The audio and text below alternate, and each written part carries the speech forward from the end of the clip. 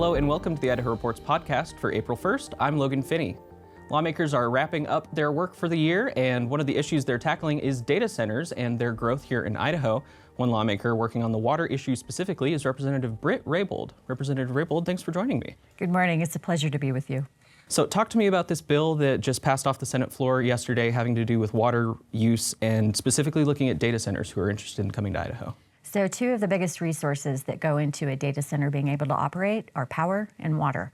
In this instance, we passed legislation that specifically addressed the water concerns that have cropped up. We are a desert state, we have a finite amount of water, and we have a lot of people and a lot of industries that depend on that resource. And so what we did is we said, okay, we don't want to block the ability for data centers to operate in Idaho, but we want them to do so responsibly when it comes to their water usage. So the legislation focuses on two components. One is to give data centers the option of saying, okay, if you want to move forward, there are things that are known as closed loop systems that help them dissipate the heat from their operations. Those closed loop systems use significantly less water than the evaporative systems.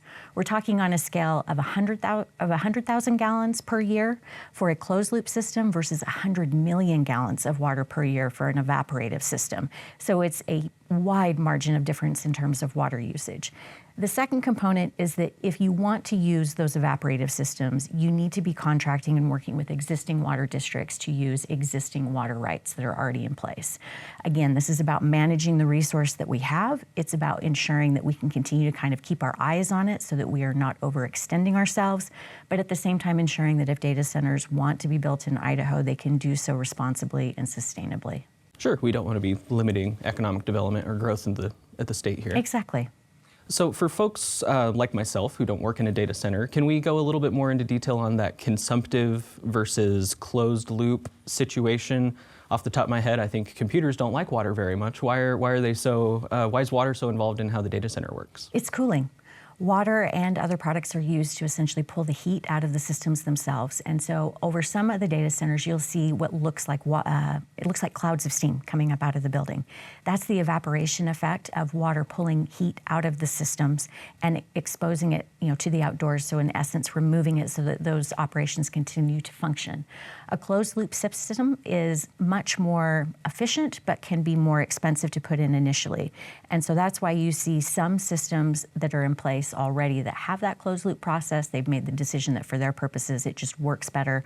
But some of the older data centers continue to use those evaporative systems. There's also a hybrid system that uses a water cooling tower where water is held in place to help, with that removal of heat. It uses about 40 to 60% of that 100 million gallons, so it's still a pretty extensive amount of water. And that's why the language in the bill that makes reference to non-consumption matters. When you're using a closed loop system, and again, we're talking about the quantities of water involved, that's how you get to that non-consumptive state, is you're essentially saying we're taking water in, it's being used on a continual basis and being replenished on that average of about that 100,000 gallons per year, which keeps it manageable and it allows us to track and ensure that the water is being used in a way that we can fit within the existing resources and usage that the state has. Gotcha. So instead of bringing in cold water and evaporating it and getting rid of it, you bring it in, you put the heat in it, you move it, let it cool down, and then you reuse that water. Yeah, think about it as if you live in Boise, you're familiar with the geothermal systems. And so you're pulling the water out of the ground for the purposes of using it to provide heat for a building. But then that water gets returned back to the ground and it gets heated up and comes back through again. Very similar concept when we're talking about a closed loop system. All right. So what actual requirements, if I'm a data center developer and I'm looking at Rexburg or Twin Falls, what processes do I have to go through now that this legislation is headed to the governor's desk? So the legislation also includes intent language that directs the Department of Water Resources through their director to establish a process for us to do that very tracking that you're talking about. I would anticipate that you will probably see as a part of any application going forward, there's going to have to probably be either a stipulation or a verification as to whether or not the proposal that's put forward for the plan of a potential data center to see if it falls in line with this non-consumptive requirement or to establish whether or not there's a contract in place with one of the existing water districts. But that will happen through our Department of Water Resources. Okay. Water, like we talk about all the time here, is a very important resource, especially here in Idaho. If someone already has an existing water right, the doctrine is first in time, first in right. If you had it and maintained it, you get to keep it. If we're living in a system with such a robust water rights management framework, why do we need to design something new for a new user? Aren't they just like any other industrial user, like a potato processing plant? Again, you point back to this idea around prior appropriation and first in time and existing rights, and that's what this bill protects. If you have existing rights that are in place, and let's say you're a municipality and you want to contract some of your existing capacity in your system to a data center, this bill still allows for you to do exactly that. What we're trying to avoid is going into the new usage territory of someone trying to establish a new water right on top of the existing water rights that are in place. From my perspective, I'm looking at this as it's keeping everybody on the same playing field that we've had for a number of years and ensuring that that beneficial use requirement in the Constitution continues to be met, while again managing what I view as it is a finite resource.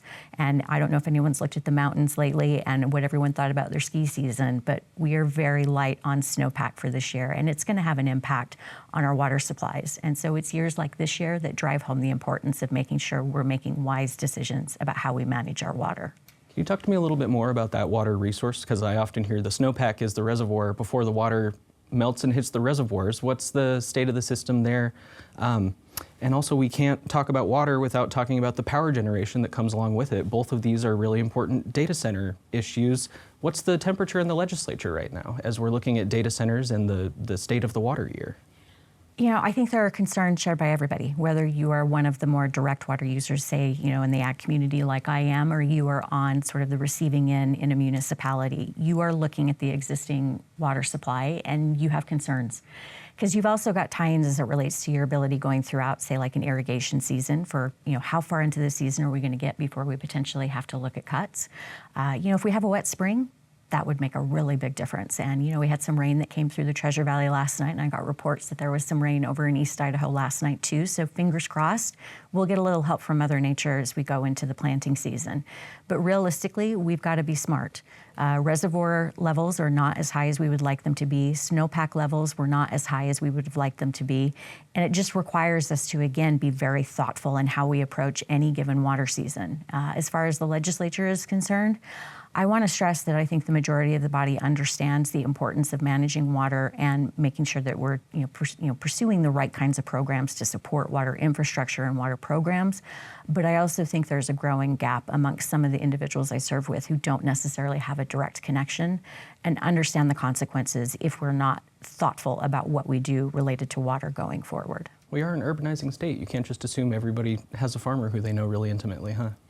Well, not only that, but even just like from the standpoint of understanding, for instance, last year we passed some legislation around residential wells and addressing some of the concerns in some of our critical groundwater management areas and what it means that for every time a development goes in, what that has in terms of consequences for our aquifer, right? These are conversations that we haven't had to have, but because of the growth and the development in the state, these are going to be ongoing conversations that we have to address because it's not just a matter of, oh, there's water automatically in the aquifer when I go down and drill a well. There's the potential that for every new well that's drilled that you are having an impact on someone next door who already has a well, who has a senior water right. And so as we navigate these issues, we're going to have to bring each other along to help have a better understanding of what the impacts are, not only for individual communities, but for the state as a whole. Phenomenal. I've got one final question for you before I let you go. I'm going to change tack a little bit. You're no longer on the Joint Finance Appropriations Committee, but you used to be. I keep hearing the budgets are the last thing that need to get done before everyone heads home. From your perspective as a floor member now, how's JFAC's work been this year?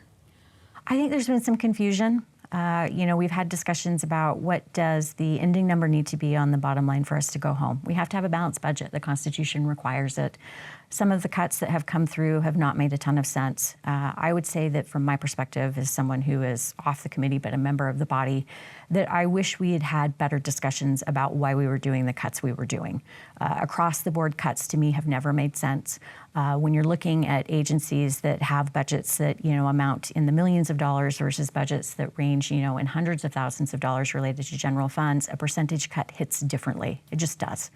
And when we're talking about the bottom line of where we want to end up as a state and the programs and services we want to provide, I think we need to do better. I think we need to ask more specific questions. I think we need to dig in, and that's not to say that members of JFAC haven't been doing those things. I have heard from and have met with multiple members who have been doing the hard work, but the overall work that's been produced has raised some questions for me about what we're going to do as far as budget processes in the future.